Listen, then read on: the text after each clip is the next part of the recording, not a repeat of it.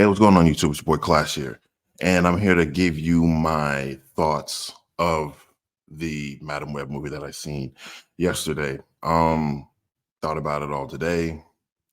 Probably talk about it more into the podcast, but to kind of give you like a brief overall summary of what I thought about it. It had a nice setup at first. There were some things that were kind of interesting that kind of stuck out to me, but I felt like some of the stuff was rushed.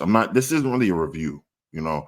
I kind of like batched it. I wasn't really feeling Sony's call, but the setup, there was like a potential setup there in some parts. Um some of the lines weren't too forced, but some of the stuff felt very forced, in there. It felt like they needed to establish, because of the viewers, people who may not know who's who, and like, how does this tie into the Spider-Man mythology? I mean, I get it, obviously, but it shouldn't really be hard to tell. But yet they still kind of force it upon you. And I thought that was kind of corny. The I'll say Spider Warriors, or whatever you want to call them, they didn't come into fruition. They were more of like, like what we saw with the Suits was cosplay, and then even seeing it in the movie was like, all right, it was fair. They had some good movements and some good scenes and stuff like that, but you don't really see them coming into those costumes at all. So it kind of saved the movie for me for that degree, because I felt like it would just be a blatant ripoff to give them powers, have them learn to fight without no type of training. So like, at least they kept it somewhat grounded to that extent. It wasn't like these people never fought before a day in their lives. They get powers now, then they're just, master artists in kung fu and stuff like that. I felt like that would just kind of be corny and kind of rushed. But between that, like, CGI was pretty good. CGI was pretty straight. Storyline was, like I said, it was like here and there. It's very moderate, mediocre.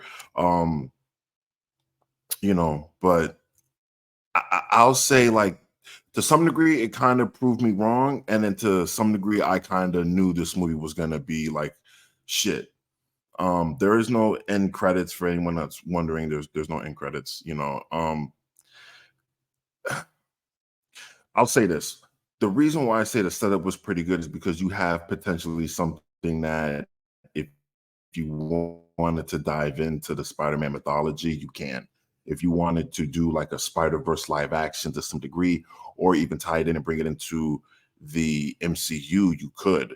Um, Establishing Madam Web, her abilities, and just so forth and so on. But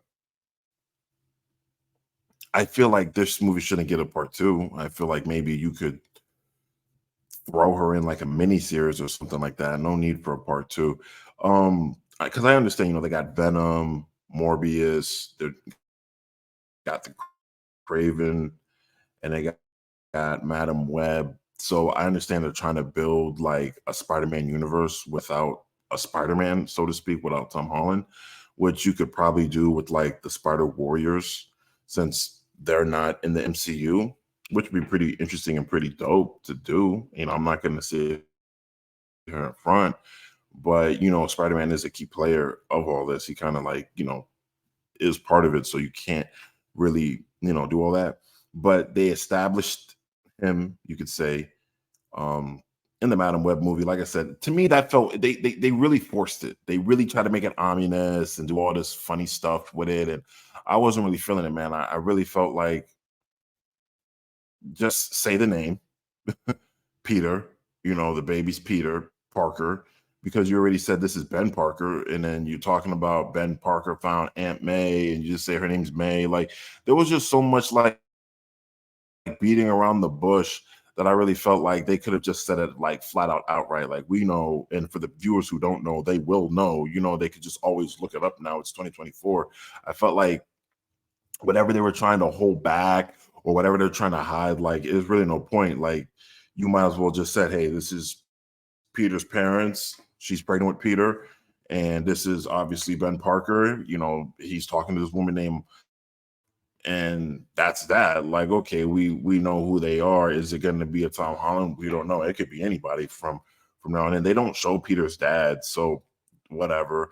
But I just felt like that was just like the most like putting it in our face, shoving it, and then on top of that, just trying to have Cassie like just do some stuff. You know, she was doing this, she was doing that, and the teenagers were just being teenagers, rebellious and whatnot. And it like some of the stuff worked, some of the stuff didn't work. You know what I mean? So I just felt more like, this could have been left on the cutting room floor. That could have been cut on the cutting room floor. Did we really need this scene?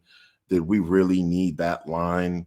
Stuff like that. But I mean, I'm seeing, on social media, like it's not getting like the best reception from fans. It's not really, you know, up there. And, maybe we'll see what it looks like in a week. But I think for right now, it's just like a lot of people are kind of disappointed in it. Um, the boss was kind of like mediocre. The boss really wasn't no one, like worth remembering, I would say. He didn't really do much. The boss, okay, it felt like he was like a Spider-Man without webs and spider sense. He had the wall crawl, the stealth, some of the fighting, but you know, he he was just like a bootleg version of Spider-Man without the webbing. So I was just sitting there watching it like this is like really Spider-Man if he didn't have all his great features. Like that's what I'm pretty much watching. And he's killing people. Like, you know, it doesn't really stick, no pun intended. It doesn't really stick to the movie. Would I say to go and watch the movie? I mean, I'd say watch it if there's nothing great to watch. If you watched all the movies in the theater already, you could definitely watch this one, or just wait to, get it at your Red Box or stream it, or if it's on Netflix or Hulu or whatever streaming platform service. Go right on ahead. It's definitely worth at least like the watch. I will say that. Like I said, there was some cool stuff in there, but then there's also some shitty stuff in there. And I think overall, like because it's a Spider-Man and you guys are trying to push this whole Sinister Six type of thing, and it's weird. It's like they're trying to push like a Spider-Man universe without a Spider-Man. They're over here like sugarcoating things and making this whole big deal. Like, we're not going to say the baby's name. We're not going to say this. We're not going to do that. But we can kind of see like behind the curtain, like, who we're talking about. We're just not going to say that word. It was just weird, bro. It was like, he's not the boogeyman, bro. Like, he's the friendly neighborhood Spider-Man, bro. Like, come on. So it just didn't really stick to me. And then like how Madam Web went blind, like okay, in the comics, I don't know too much about Madam Web. I just know who she was from the Spider-Man animated series, and then following that, just had more of a better understanding of her character and who she is. Now I don't know how she lost her eyesight. To be truthful, you would have to probably look at Comics Explain to kind of dive into a little bit more of her lore, but um the way she kind of went blind in the movie, I'm like, I don't know if that really happened or if it did. If it did, you could have rewrote that a little bit better. If it didn't, then that kind of is kind of like rushed. It's the same thing with like watching X-Men First Class when Xavier got hit with the bullet when Magneto was deflecting it and then it hit his spine, and I think in the comics he lost it another way.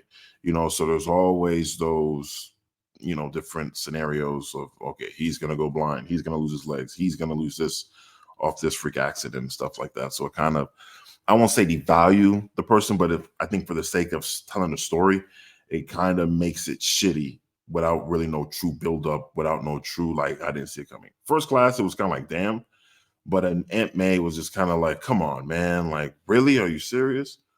So I just wanted to let you guys know, I saw it, I had to, I had to drop the short to let you guys know, hey, I'm Spider-Man down. I'm about to watch it in my theater. It was long. I'm not gonna sit here in front. I thought it was like an hour and something. I think it was like almost like two. But yeah,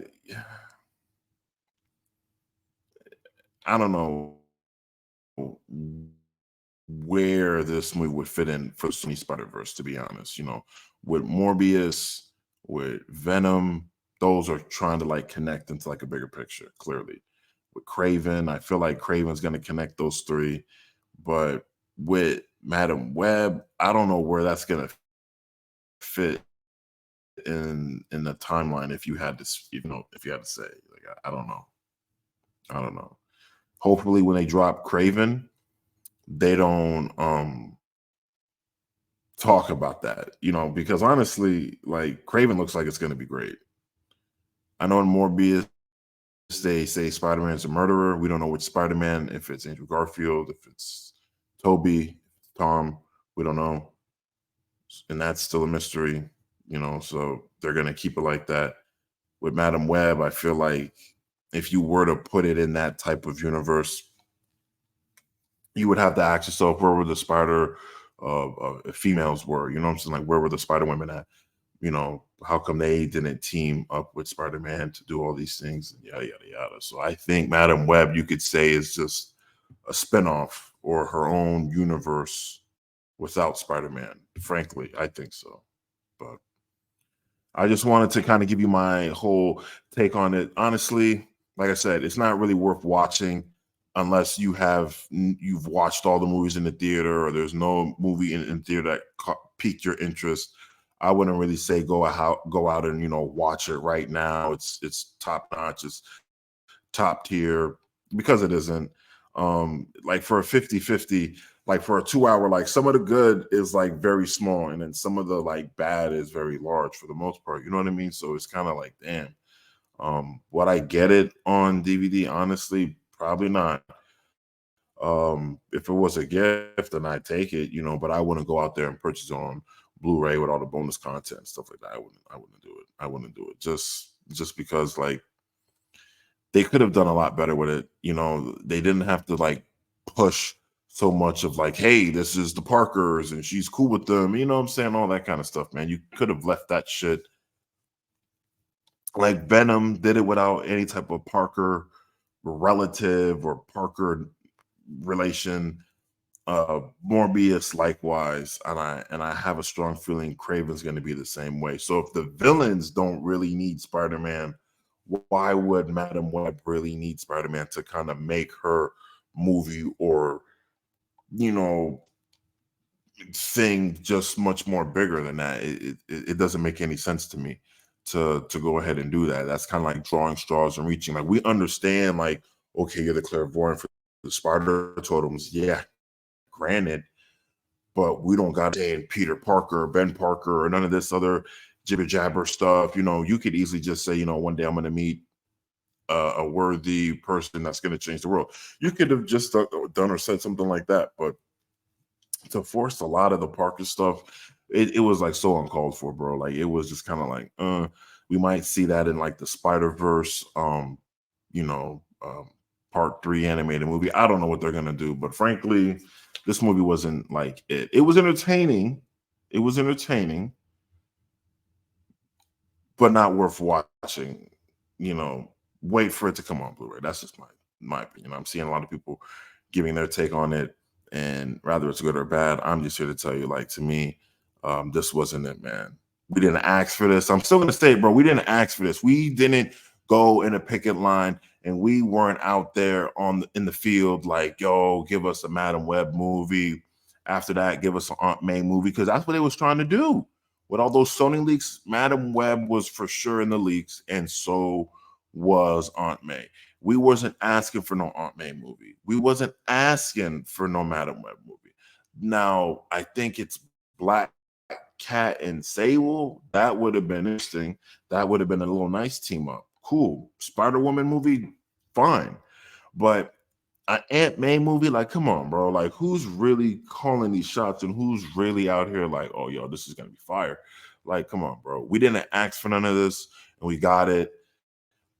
And the movie, I'm not saying it's a dumpster fire, but didn't do what they predicted it would do. And it's like, listen, we should listen to our consumers more than we should listen to some of these dumbass ideas, because it doesn't make sense.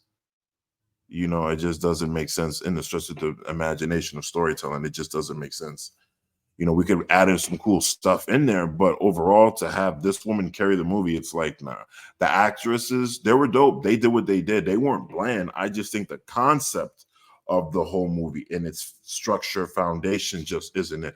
That's like Rhino having a movie. That's like Vulture having a movie, or even like Mysterio. Well, Mysterio might be pretty interesting, but like Vulture or like I said, Rhino, or who's another one? Like the Chameleon. Like, come on, dude. Ain't no one really, but I think with Craven, with Morbius, with Venom, those are pretty interesting entries. Mysterio would really be dope. Doc Ock would be fire. Green Goblin, Hobgoblin, you know, who else is in that Spider-Man gallery? I'm trying to think about right now. Negative Man. You got Kingpin, but he's MCU. So I mean, Scorpion. Hell, like to have Scorpion would be badass, bro. Like a real, like, but like a done correctly, of course. So you have a lot of Spider-Man villains to pick from that even though we didn't ask for this, it'll be great. We're gonna be seeing some killing. We're gonna be seeing some vulgar, some real dark, edgy stuff. You know what I mean? And I think that would have been a nice direction. A Sinister Six movie would be like a counter to Suicide Squad if Sony could do it correctly. And I think they're picking and choosing, giving and taking, taking a few wins, a few losses, whatever, learning from their mistakes. That's fine. But this Madam Web movie was not it, bro. This Madam Web movie was not it, man. So hopefully, Sony, you guys are back at the drawing board. Oh, and by the way, congratulations on 100 years of being in this film industry. Even though you guys, had your ups and your downs, you guys still out here for 100 years. I do salute and commend Sony Pictures, Sony Entertainment, and just Sony as a whole. Staff, label, and the mother and crew. You know what I'm saying? I commend you guys, Sonny, for really doing it and just seeing all your transitions go from there.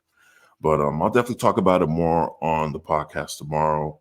So stay tuned for that on the Blue Saber podcast on Spotify. But until then, man, I'll see you guys the next one. It's your boy Clash Masters signing out. Peace. Take care, y'all.